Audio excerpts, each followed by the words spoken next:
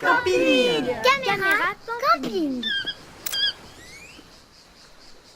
Pour celles et ceux qui n'y connaissent pas grand-chose à la Bretagne, cette vidéo va vous donner des envies de camping sur les plages des Côtes-d'Armor.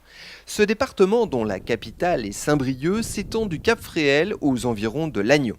Il dispose de nombreux atouts avec des paysages magnifiques comme les célèbres rochers des côtes de granit rose que le monde entier nous envie. D'après Dominique, une habituée des vacances en Bretagne, il y en a pour tous les goûts. Plus vous allez vers la pointe de la Bretagne, donc côte nord, et plus c'est sauvage. Voilà, plus c'est sauvage, moins il y a de monde et plus c'est insolite. Et si vous voulez des endroits plus civilisés, on va dire, et aussi une mer moins froide, au moins 2 degrés de moins, vous allez côte sud. Golfe du Morbihan, et pareil, plus vous allez vers la pointe et plus c'est sauvage. Les activités sportives et nautiques sont nombreuses sur les vastes plages des Côtes-d'Armor. À marée basse et recevant le vent régulier, caractéristique de la Bretagne, les amateurs de kitesurf ou encore de char à voile trouveront ici de multiples terrains de jeu, mais pas seulement. Oui, je pense qu'il y a beaucoup d'écoles de voile. Par exemple à Trébeurdin, il y a une école de voile, mais il y en a sur toute la côte. Il y a du kayak aussi.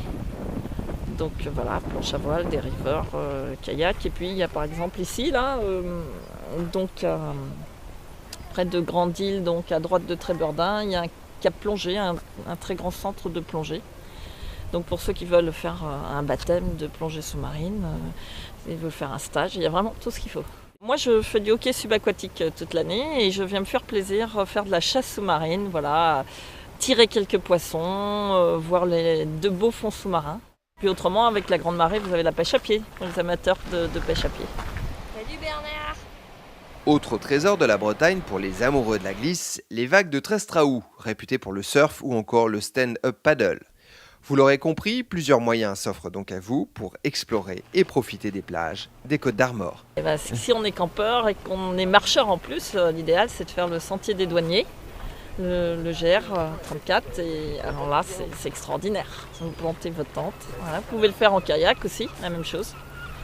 Et ça c'est magnifique, le tour de la Bretagne.